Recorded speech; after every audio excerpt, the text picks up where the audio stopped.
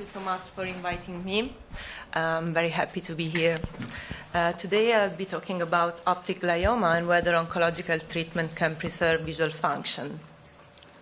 So let's start from some background.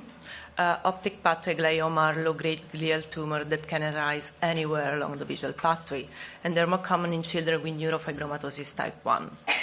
One of the challenges with the optic glioma is that this tumor sits deep in the brain and involves structure responsible for vision, hormone regulation, and brain development. And that is why the clinical presentation is often complex, especially in infants and very young children. In fact, infants can complain visual loss, so families may notice signs such as nystagmus, proptosis, strabismus, and when the hypothalamus is involved, patients may also present with endocrine disorders or signs of raised intracranial pressure. So these are tumors that affect not only vision, right, but multiple systems during a critical phase of development. And although survival rates are high, many children experience repeated progression and a prolonged disease course, complicated by long-term morbidity, which is both disease-related morbidity and treatment-related morbidity, particularly visual impairment. And we know that it is particularly relevant for infants with large hypothalamic chiasmatic mass. So these children are at a very high risk of visual impairment, and this risk factor must guide our oncological treatment decision. In fact, there are many aspects we need to consider when we deal with this tumor.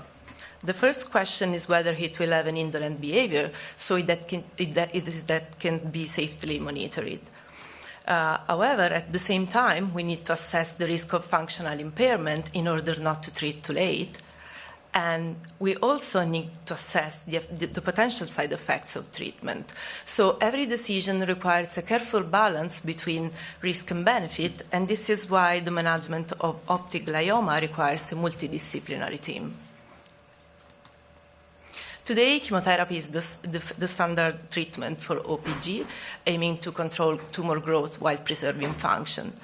This slide might look quite busy, but it just shows our first-line treatment protocol, which is the SIOP-LGG 2004 chemotherapy protocol.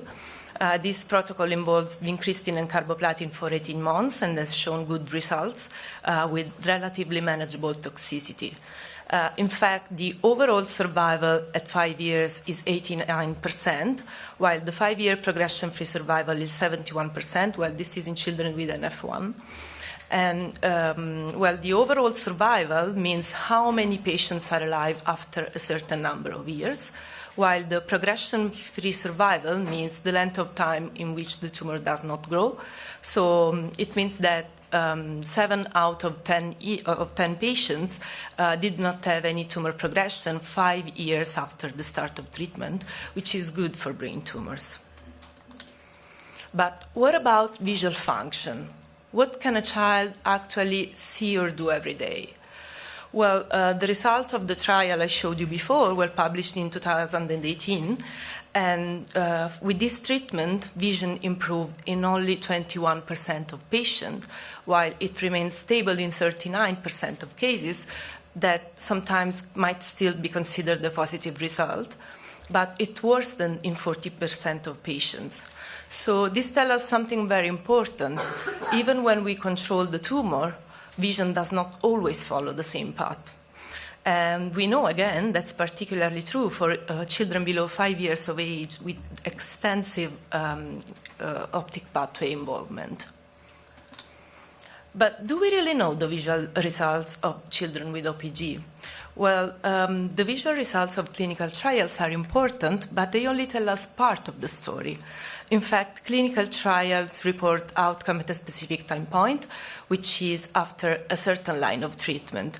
However, OPG is a chronic condition, and many patients experience repeated progression and many lines of treatment over several years. So beyond the normal perspective, and I would say beyond the trial perspective, there is what really matters for patients, families, and clinicians, the outcome perspective. And that means understanding how vision evolves over time across different phases of the disease and across different lines of treatment. So on this background, we decided to report the GOSH experience in managing infants and young children with optic pathway glioma, and that means in children beyond 3 years of age at the time of diagnosis.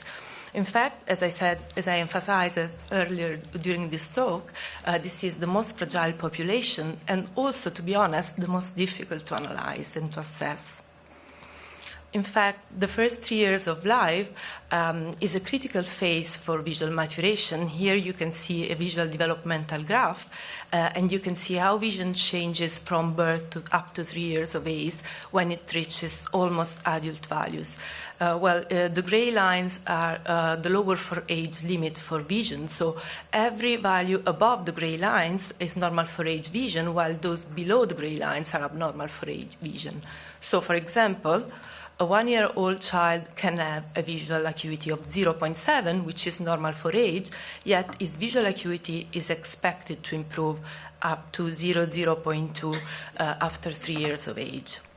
So this means that every brain injury, every injury to the visual pathway occurring during this early phase, during this phase of visual maturation, can have profound and long-lasting consequences. So this is our study population. We included 81 children below 3 years of age, and 52% had post-chiasmatic tumor, while 64% had hypothalamic involvement, so clearly a very high-risk population.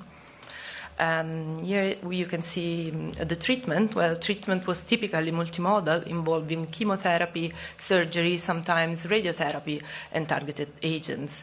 And this graph might look quite overwhelming. However, this complexity really reflects, once again, the chronic relapsing nature of the disease. In fact, although overall survival was 90% at 10 years, many patients experience many relapse and required many lines of treatment. This is the developmental graph I showed you before. Now you can see bubble on it. We've called it bubble chart because bubble represents eyes at diagnosis of our children. So all the bubbles above the gray lines are normal for age visual acuity, while those below the gray lines are eyes with abnormal for age visual acuity. The larger the bubble, the more eyes are in that group. And this graph tells us something very concerning. In fact, only 26% of patients had normal vision in both eyes at the time of diagnosis, while 74% had some degree of visual impairment already at diagnosis. In fact, 41% in one eye and 33% in both eyes. So clearly a high burden of visual morbidity already present at the time of diagnosis. And what stands out is that after long-term follow-up, this proportion were even higher. In fact, visual acuity was abnormal in both eyes in 53% of patients. And when we compared visual acuity at the last assessment to the time of diagnosis, we see that only 36% of patients presented some degree of visual improvement, while 32% had visual worsening, and vision was stable in 32% of cases. However, it is important to understand what stable means in that context. In fact, as I showed you, many patients already had a high degree of visual morbidity at diagnosis, and unfortunately, they did not recover despite treatment.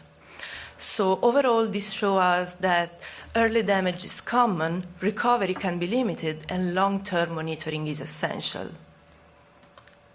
So what have we learned from this study? Well, first of all, the overall management of OPG remains unsatisfactory from a visual perspective. Yes, we know that early multidisciplinary referral is essential to improve long-term outcome. However, this is not enough. We need more effective and visually directed saving strategies. So the questions now become, what can we do today? What tools do we already have at our disposal? And what new strategies are emerging? Well, one promising sight-saving strategy in children with OPG is bevacizumab, which is a monoclonal antibody that acts against VEGFR. VEGFR is a molecule involved in blood vessel formation and tumor activity. Several reports and also a UK nationwide evaluation of bevacizumab-based treatment has shown that by blocking this pathway, bevacizumab can both control tumor growth and lead to recovery of vision, particularly visual field. So this is important because this suggests that even when vision seems initially very compromised, we can have some visual recovery. And another promising agent is tovorafenib, which is a type 2 RAF inhibitor. Well, it has been studied in the Firefly-1 trial that involved children with relapsed refractory optic pathway glioma with RAF pathway alteration. And the result of the study has shown that vision was preserved during treatment for 80% of patients, while 31% demonstrated improvement in visual acuity. And a Firefly-2 trial is currently ongoing, testing tovorafenib as a first-line treatment compared to standard chemotherapy. So we will learn about it. And I would like to leave you with this message. If we want to treat children with OPG better, yes, we need less toxic and more selective treatments, but this is not enough. We need to actively support visual rehabilitation and functional recovery. One innovative approach is the use of nerve growth factor eye drop in children of treatment with OPG, and preliminary results showed that it can lead to improvement of visual field and visual evoked potential. We do not have data on visual acuity yet, but a trial is currently ongoing in Rome at Gemelli Hospital, and hopefully we will have more information. So the theme of visual recovery or functional recovery is essential because treating the tumor is not the end of our journey, but restoring vision, improving quality of life, and also gaining independence in everyday life activity, that's the future we must build together. So thank you.